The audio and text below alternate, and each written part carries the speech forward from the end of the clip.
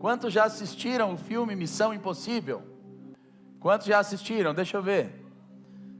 Se você não conhece, deixa eu tentar, de alguma forma, introduzi-lo aqui, em respeito a esse filme Missão Impossível.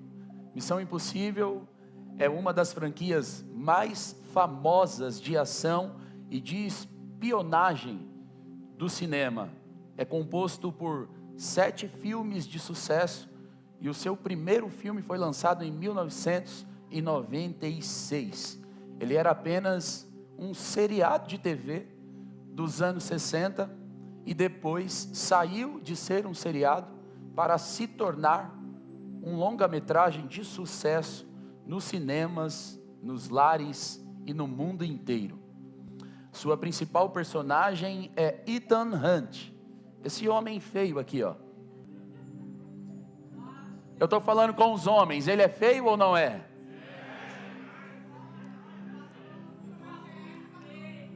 Ethan Hunt é nada mais, nada menos do que Tom Cruise. Na trama, ele sempre embarca em uma missão secreta, porém o seu desenrolar sempre fica desastroso. E com o seu desenrolar desastroso, a missão secreta se torna uma missão impossível. E o que é interessante? É que Ethan sempre consegue cumprir com a missão impossível. Ora ele está pulando de um prédio, ora ele está enfrentando uma tempestade de areia, ora ele está saltando de um trem, ora ele está desarmando uma bomba, ou algumas bombas, mas ele sempre consegue cumprir com a sua missão. E talvez você pergunte assim: tá, pastor, e o que isso tem a ver com a minha permanência aqui nesse culto, com a minha vinda aqui, e com a sua palavra a ser compartilhada hoje? É que na verdade todos nós também estamos diante de uma missão impossível. A missão de salvar a nós mesmos e a missão de salvar os outros. Na verdade, sem Cristo, a nossa missão se torna uma missão impossível. E a verdade é que todos os homens que tentam e almejam a salvação sem Jesus, no final, tudo dá em perda. Mas quem busca Jesus, consegue realizar uma missão impossível em uma possível missão. Jesus pode nos ajudar a cumprir com o nosso propósito nessa terra, vivendo como salvos para a eternidade. O propósito maior é que você compreenda que sem Cristo você não pode fazer nada. Essa é uma palavra do próprio Jesus no finalzinho do versículo 5 do capítulo de número 15 do Evangelho de João. Ele diz assim, ó: sem mim nada podeis. Repete comigo, 1, 2, 3. Sem mim nada podeis fazer. Nós não podemos vencer o pecado sem Jesus. Nós não podemos fazer a obra de Deus sem Jesus. E o pior, nós não podemos salvar-nos sem Jesus. Nós precisamos de Jesus para tudo o que vamos realizar. E com relação ao quesito salvação, olha o que Paulo escreve aos Efésios no capítulo 2 e no verso de número 8. Porque pela graça sois salvos, mediante a fé, e isto não vem de vós, é dom de Deus. Fala, é dom de Deus, fala. Você sabe o que é um dom? Um dom é um presente, é uma oferta. Um dom é uma dádiva. Deus deu Jesus ao mundo como um presente. Quando Deus amou eu e você, Ele deu para eu e você um presente. Pois sendo impossível ao homem salvar a si mesmo, Deus decide enviar o seu único filho para cumprir esta missão impossível aos homens. Então, se Jesus é o presente de Deus, Jesus é a dádiva de Deus. E quando a gente olha para João, capítulo 3 e verso 16, o texto diz: porque Deus amou o mundo de tal maneira, que deu seu Filho unigênito, para que todo aquele que nele crê, não pereça, mas tenha vida eterna. Talvez esse seja o texto mais conhecido do Evangelho de João. Talvez seja o texto mais conhecido do Novo Testamento. Não à toa, Martinho Lutero, o reformador alemão, chamava esse texto de a miniatura do Evangelho, tal qual é a sua força e o seu poder, porque Deus amou o mundo de tal maneira, que deu seu Filho unigênito para que todo aquele que nele crê não pereça, mas tenha a vida eterna. Olhando para esse texto, nós podemos aprender que de fato, Deus nos deu um presente. Aqui fica claro, que Deus deu Jesus ao mundo como uma dádiva. Jesus é a dádiva de Deus para eu e você. Jesus é o presente de Deus para você. Jesus é o dom de Deus dado para os homens. E essa dádiva, ela pode ser conhecida como uma dádiva universal. Vamos olhar para João 3,16 e fragmentá-lo em 4 partes.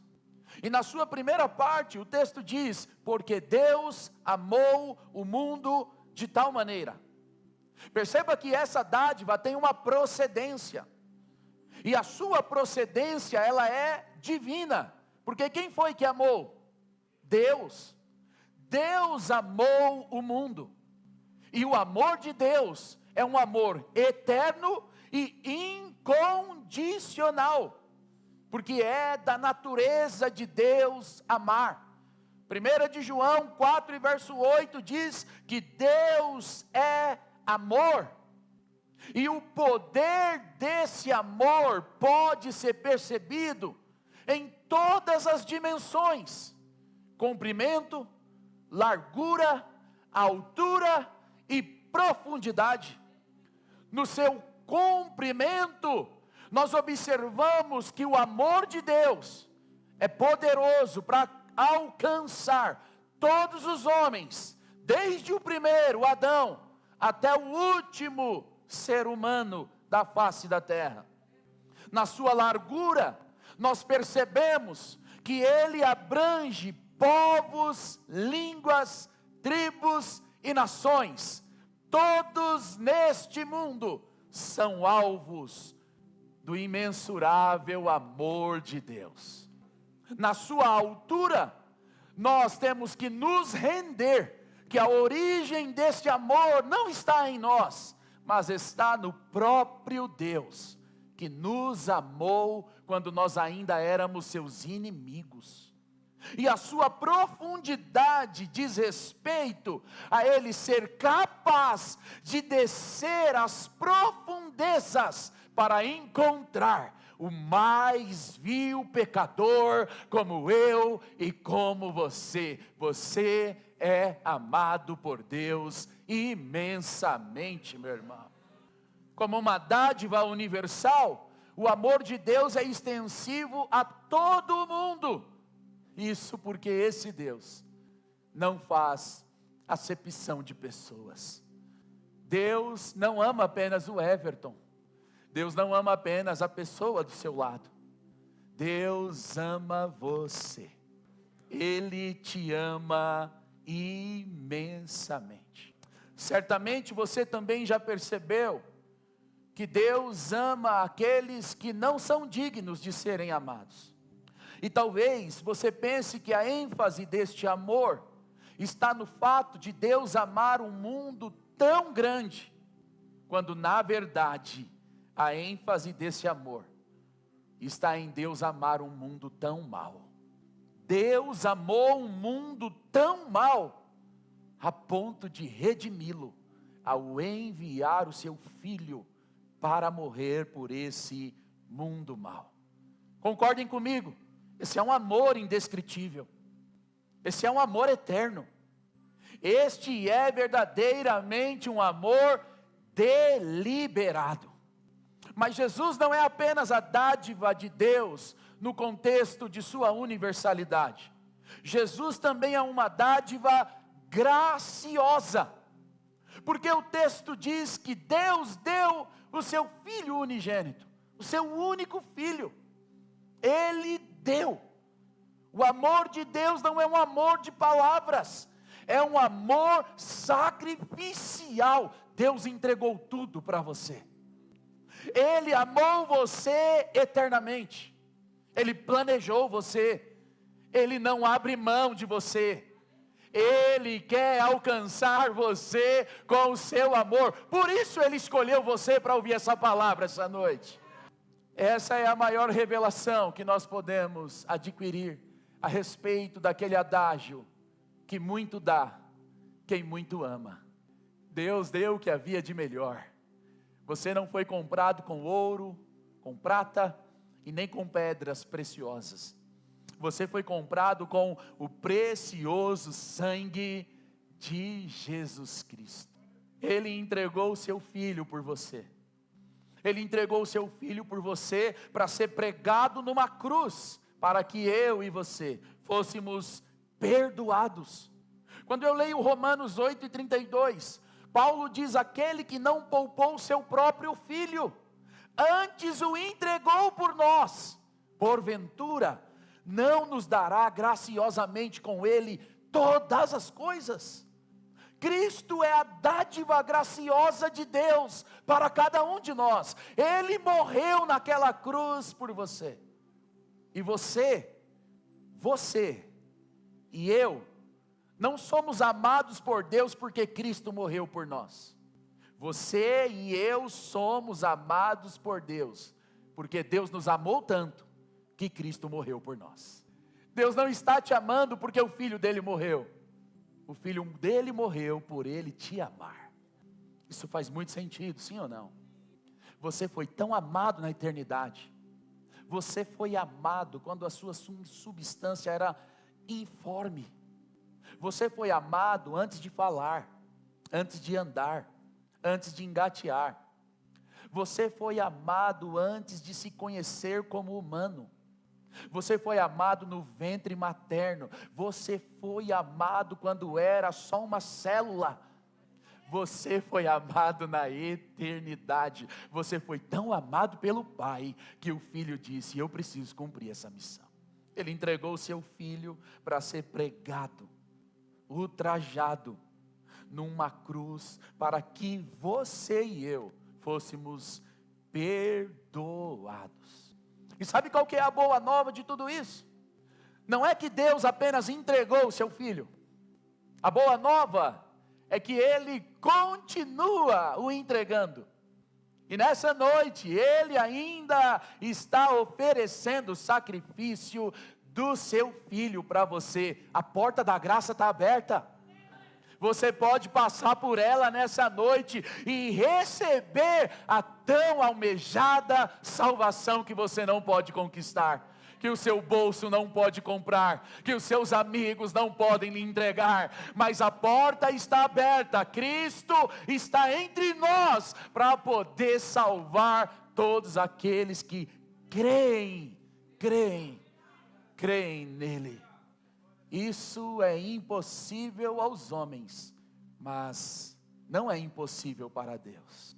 Tanto Lucas 1:37 quanto Mateus 19:26 diz que aquilo que é impossível aos homens é possível a Deus.